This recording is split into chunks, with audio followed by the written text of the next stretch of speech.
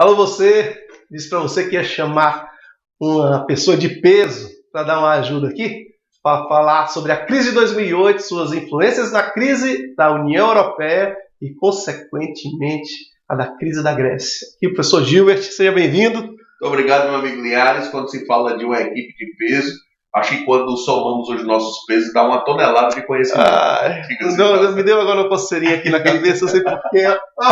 Desculpa aí. Ei, pois pessoal, olha, antes de qualquer coisa, eu queria mandar um abraço aí para a galera que está se comunicando conosco via WhatsApp. Então, a gente construiu mais esse canal de comunicação para estarmos juntos e, paralelo a isso, sempre trazermos novas informações e, lógico, temas atuais para vocês. Eu não posso dar Beijo pessoal do WhatsApp. Isso, eu não posso dar início a essa aula sem mandar um grande abraço aí pro pessoal. Então, mandando um abraço aí para Madu, para Natália, para Rayane, para Sasmin, para Silvio, para Williams, para Yasmin.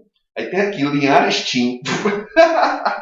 E eu, lógico, lindo, né? Então, pessoal, um grande abraço aí para vocês. E aí? E quem não está ainda no grupo do WhatsApp, mande um e-mail para a gente com o seu número, que a gente insere. É porque tem algumas pessoas que eu não tenho contato de WhatsApp. Então, manda um contato para a gente via e-mail ou então através da própria plataforma que a gente faz sua inserção. E é bom lembrar que o grupo de WhatsApp, você pode tirar sua dúvida conosco. De forma direta, rápida e objetiva. Exatamente. O problema é que de vez em quando tem um juiz aí que tira o WhatsApp do ar. Né? Só no Brasil. É verdade. Para variar só um pouquinho. Mas vamos falar, crise. Não, crise de 2008, Gilbert. Falamos sobre ela. Pronto. É uma crise que mostra a ponta de um iceberg que existia na Europa. Tinha muita coisa acontecendo de errado. Mas assim, a crise de 2008 é uma crise que acontece aonde? Acontece em Nova York, na Bolsa de Valores de Nova York, Estados Unidos. Acontece por quê? Crise de créditos. O que significa isso? Faltou dinheiro, os bancos fecharam as torneiras. O que motivou isso? Okay? Motiva o quê? A crise imobiliária. Ok? Então, os bancos começaram a receber casas, as pessoas não conseguiram mais pagar suas casas, o banco começou a receber casa, o banco não quer casa, quer dinheiro, começou a oferecer também para o mercado da oferta e da procura, muita oferta, pouca procura. Tem um nome que classifica isso, é a bolha imobiliária. Isso, o crédito era fácil, o crédito era farto, quanto mais se fazia, mais se vendia, constantemente os preços se elevaram, e chegou um momento que os preços dos imóveis nos Estados Unidos tinham valores meteóricos, impraticáveis, onde uma pessoa normal não conseguia comprar. Quando o crédito ele é fechado, automaticamente as pessoas não compram, há uma lei da oferta e da procura, esses imóveis se desvalorizam. Como o Linhares muito bem colocou na aula passada, existiam imóveis que eram vendidos a $1 e ninguém queria comprar. Por quê? Porque comprar um imóvel não é apenas comprar o imóvel, é comprar o imóvel e assumir todo o peso da sua carga tributária. A gente não pode deixar de esquecer disso. E também, Gilbert, a crise de 2008, ela atingiu em cheio a população, a classe média norte-americana. Muitos norte-americanos tiveram que viver em florestas. Isso, são as novas favelas. São as cidades das barracas que eles chamam lá, né? Muitos norte-americanos passaram a morar dentro de seus carros. Funcionava mais ou menos assim, aliás. Tu tinha uma casa financiada. Tu não conseguiu pagar, entregou a casa ao banco, ficou sem ter onde morar. Quem tinha um motorhome foi morar no motorhome. Só que o teu motorhome era financiado. Tu perdeu o emprego e não conseguiu pagar. Então tu entregou o teu motorhome. Quem não tinha mais um motorhome foi lá no Walmart, comprou uma barraca e foi se instalar nas florestas. Daí as novas favelas norte-americanas. Isso. Lembrando também que houve uma quebradeira generalizada de muitos bancos norte-americanos. Tá aí, ó, Lehman Brothers, JP Morgan, Credit Suisse, né? Todos esses bancos pediram ajuda ao governo norte-americano que prega o liberalismo. Só que a ajuda de governo é a intervenção do Estado na economia. O governo norte-americano também socorreu a GM, a General Motors. 60% da General Motors hoje pertence ao governo norte-americano. Na época, ela pediu a concordata, diga-se de passagem. Verdade. Eu queria te lembrar uma coisa também que é extremamente importante, uma coisa que a gente não pode esquecer. Eu vou estabelecer aqui uma comparação entre a crise de 2008 e a crise de 1929. Tu sabe que lá nas habilidades e competências do Enem é dever seu comparar textos analíticos, momentos históricos distintos. O Linhares estava falando que vários bancos quebraram na crise de 2008. Se formos à crise de 1929, poucos meses após o início do colapso, 5 mil bancos faliram. Bancos faliram nos Estados Unidos, bancos faliram na Europa. Naquele momento, eu posso te dizer, apenas 2 países do mundo não foram à completa bancarrota. Eu estou falando da União Soviética, por causa dos planos quinquenais, estou falando do Japão, por causa da exploração do território da Manchúria. O restante do planeta sofreu muito com a crise de 29. Em 2008, por sua vez, 2 países saíram muito bem da crise, por sinal a crise passou por eles ao largo, bem distante, China e Brasil. Okay? O Lula disse que a crise era uma marolinha, chegaria no Brasil como uma marolinha, né? Uma onda pequena. E foi. Na época de Lula foi. Tanto que em 2010 o Brasil ocupava a 6ª posição das economias mundiais. Tá certo? Pelo menos pretendia. Na verdade era a 7ª. Então pretendia a 6ª, mas já ganhava ali da França, da Itália. Ô, Linhares, nós estamos no ano de 2016. Você está falando que há alguns anos o Brasil era a 6ª maior potência econômica. Chegou a ocupar por alguns meses só. E hoje? Hoje nós estamos ainda na 7ª posição, mas no ano de 2016 nós vamos ter uma queda muito grande do PIB que vai nos levar à 9ª posição de economias mundiais. Agora, logo nós, que éramos apontados em 2020 como a 4ª ou 5ª economia mundial. Já pensou? Então a crise bateu forte no Brasil a partir de 2013. Pois é, interessante, né? Eu queria só lembrar para você que também está assistindo que na atualidade, olha, essa aula está sendo gravada no final do mês de julho de 2016. E na atualidade, o FMI soltou algumas notas falando sobre a situação econômica do país. Há 3 meses, o FMI disse que o Brasil iria encolher 3,8%. Na atualidade, o FMI viu seus números e disse que o Brasil ia crescer, encolher, melhor dizendo, 3,3%. E, paralelo a isso, já disse que no ano de 2017 a tendência é que o Brasil salde positivo. Professor, muito ou pouco? Saldaria positivo, mas pouco comparado ao crescimento dos demais países da América Latina. E pasme, segundo a análise do FMI, o que acarretaria esse saldo positivo? As reformas que serão realizadas no país. O que é que tu tem a me dizer dessas reformas? Todas as reformas que estão acontecendo, não é só no Brasil. Na realidade, essas reformas são reformas neoliberais.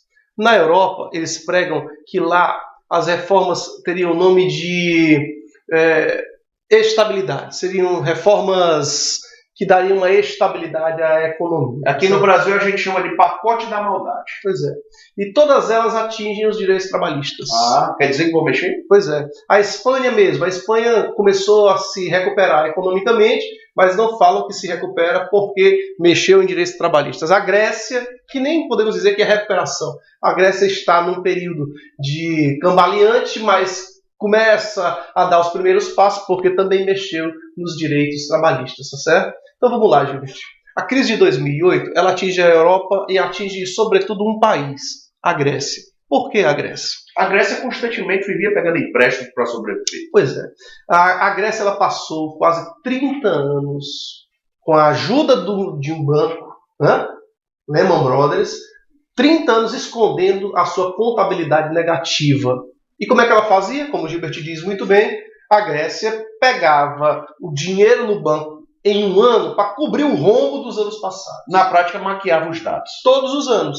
Então, todos os anos a Grécia corria para os bancos, pegava dinheiro, pagava, né, a dívida líquida. Queria só deixar claro que a Grécia fazia isso há 40 anos. Pronto. Desde a ditadura, lá na década de 60, 70, na Grécia eles já faziam isso. Pois bem, só que chegou no ano de 2008, crise de créditos. Não tinha mais dinheiro para os bancos fecharam as torneiras. E aí, quando os gregos foram pedir dinheiro aos bancos, os bancos, não tem dinheiro não. E aí o que acontece? Não pagou a dívida explode, não só explode da Grécia, né? A bolha grega explode, como leva consigo um conjunto de outros países, que são chamados PIGs. Posso dizer para você que a crise de 2008 é a ponta de um iceberg. Isso. Quem são os PIGs? Os porcos. São os porcos. PIG em alusão a porcos. Por que porcos? Porque esses países irresponsavelmente estão levando a bancarrota à zona do euro. Vamos só classificar a sigla PIG.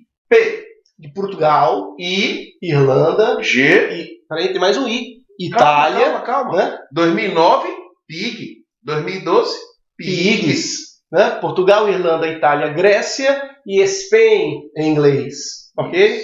Muito bem. Aí lembra de um detalhe. Né? Os PIGs fazem parte da zona do euro. E o que é a zona do euro? São os países que adotam a moeda euro. Aquilo que eu lhes dizia em uma aula passada, eles tinham receio de adotar o euro porque temiam perder a sua soberania financeira. Afinal de contas, eles ficariam agora adotando o euro sob a égide de um grupo chamado Troika, com K, palavra em russo que significa o grupo, que na verdade é um conjunto de 3 bancos. O Deutsche Wellenbank, que é o banco alemão, e na Alemanha existe um ditado que diz: nem todo alemão acredita em Deus, mas todo alemão acredita no Deutsche Wellenbank, no banco alemão. O Fundo Monetário Internacional e o Banco Europeu. Ou seja, esses 3 regem a zona do euro. E esses países estavam quebrados. Queria só lembrar para você que a gente está falando da Alemanha, que é a maior economia da Europa. É a locomotiva econômica da Europa. E que no passado, na época da Segunda Guerra Mundial, a Alemanha ocupou parte do território grego. E ao término da guerra, a Alemanha foi obrigada a pagar pesadas indenizações de guerra para a Grécia. E pasmem, a Grécia perdoou o pagamento. Hoje, um dos maiores credores da Grécia é a Alemanha. Isso, mas funcionou assim. Vamos lá. Quando a Grécia quebrou, em 2009, chamaram eleições. E nessas eleições, você sabe que em todo período de crise, o que a população faz? A população percebe que o neoliberalismo, que lá não é chamado de neoliberalismo, é chamado de medidas de austeridade. O pacote da maldade. Isso. Por quê? Porque tem muita presença do Estado na economia. Qual é a solução? Tira o Estado da economia, faz tudo para a iniciativa privada, porque a economia vai crescer, tá certo? Se a economia crescer, gera emprego. Quem é que paga o pato? O trabalhador. Por que está havendo desemprego? Porque as empresas têm que pagar muitos direitos trabalhistas. Tira os direitos trabalhistas, fica mais fácil para a empresa. Assim que se fala, ok? Houve eleições. E quem ganhou as eleições na Grécia em 2010? O partido Syriza, que é um partido considerado de extrema esquerda. Socialista. Socialista, né? De Alex Tsipras. E o Alex Tsipras, ele começou a tentar renegociar a dívida da Grécia, que não era pouco, era mais de 340 bilhões de euros. Mais de 700 bilhões de dólares. E a Alemanha disse que não ia emprestar porque a Grécia não tinha condições de pagar-lhe. O que foi então que os gregos fizeram? Ameaçaram sair da zona do euro. A Alemanha, por sua vez, receosa que isso acontecesse e que isso se transformasse em um efeito dominó. Ou seja, hoje na Grécia, o que a Grécia faria? Sai da zona do euro. Saindo da zona do euro, ela ia ter que ter uma moeda. Qual é a moeda da Grécia? O dracma. Ora, se ela volta ao dracma, quem é que manda no dracma? A Grécia. É a soberania. E se a Grécia voltasse a crescer, mandando em sua própria moeda? Isso não pegaria bem para a zona do euro. Então poderia ocasionar o chamado efeito dominó. Outros países poderiam adotar a mesma atitude. Pois bem, o que a Alemanha faz? Ela empresta o dinheiro que ela dizia não ter ou que não tinha confiança na Grécia. Só que não dizem para você nos livros didáticos, não dizem para vocês nas aulas, que eu vou lhe dizer agora. Desses mais de 340 bilhões, a Grécia recebeu 60 bilhões. Todo o restante do dinheiro foi dividido entre os bancos estrangeiros a quem ela deve. Ou seja, o dinheiro emprestado pela Alemanha basicamente não serviu de nada. A Grécia não conseguiu se recuperar. Então ela precisava de mais empréstimos. É tanto que durante esse furdunço todo, Gilbert, o ministro da Fazenda da Grécia, Varoufakis, chamou o ministro da Fazenda da Alemanha para debater em rede de TV aberta. Deu farofa? Pois é. Com o nome... Pois é. Só que esse cara, ele é um cara muito bem instruído. Pra você ter ideia, ele colocou o ministro da Fazenda da Alemanha contra a parede. Tá certo? Porque desse debate todo, tem uma frase, que eu até coloco aí no slide, que acordamos em discordar. Não chegaram a acordo nenhum. Por quê? Porque o ministro da Fazenda da Grécia colocou o ministro da Fazenda alemã contra a parede quando ele disse justamente isso. Hoje nós estamos pedindo para que a Alemanha perdoe a dívida grega. E vocês estão dizendo que isso é um assinte. Que isso é algo inimaginável, um país perdoar a dívida de outro. Eles esquecem. Porque vejam só, pessoal. Aqui é fundamental. Por isso que as nossas aulas, elas têm que ter um diferencial, viu? Tá certo? São as relações. Vamos lá. Primeira Guerra Mundial. Quem os países que ganharam a Primeira Guerra Em quem colocaram a culpa? Na Alemanha. Tratado de Versalhes. Pronto. Impuseram à Alemanha um tratado que é considerado um tratado humilhante, não é isso? Pelos alemães. Pesadas indenizações de guerra. Que vai dar até aquela ideia de revanchismo. Concorda? Pronto. E essas pesadas indenizações, na verdade, se transformaram na dívida externa da Alemanha. A Alemanha tinha dívida externa na Primeira Guerra Mundial, que ela só vai pagar em 1989. Beleza. Isso foi na Primeira Guerra Mundial. Na Segunda Guerra Mundial, vamos lá. Quem provocou? A Alemanha. Quem perdeu? A Alemanha. E cadê o Tratado de Versalhes II? Não houve. E por que não houve? O quê? Pois é. Uma parte da Alemanha foi dominada pelo Ocidente, lei Estados Unidos. E havia uma disputa ideológica, capitalismo versus socialismo. O outro lado da Alemanha era socialista. Então o lado capitalista tinha que se desenvolver. Mas ele não se desenvolveria se a Alemanha tivesse que pagar indenizações absurdas aos países a que ela fez mal. E um dos países que ela fez mal foi a Grécia. Lembra? Hitler invadiu a Grécia. Quando ele chegou na Grécia, ele percebeu, em 1941, ele percebeu que a Grécia tinha uma moeda forte. Foi o que Hitler fez. Me dê aqui o dinheiro da Grécia. Eu vou levar todo o dinheiro. E imprimiu na Casa da Moeda da Grécia marco alemão. Imprimiu um marco alemão sem valor. Era papel manchado. Era papel com tinta. Tá aqui. Vou dar em garantia. Porque eu vou utilizar o dinheiro, o dracma, para comprar armas, para comprar combustíveis. Quando eu ganhar a guerra, eu venho e substituo o marco alemão. Vou devolver a vocês. Não se preocupe. O que aconteceu com a Alemanha? Perdeu a guerra. Pagou. Logo, a Alemanha tem uma dívida com a Grécia que os Estados Unidos da América obrigaram aos gregos a dispensar, a perdoar os alemães. Em 1956 foi perdoada a dívida que a Alemanha tem com a Grécia. O que é que a Grécia estava pedindo agora? O perdão da dívida. A pergunta que não quer calar.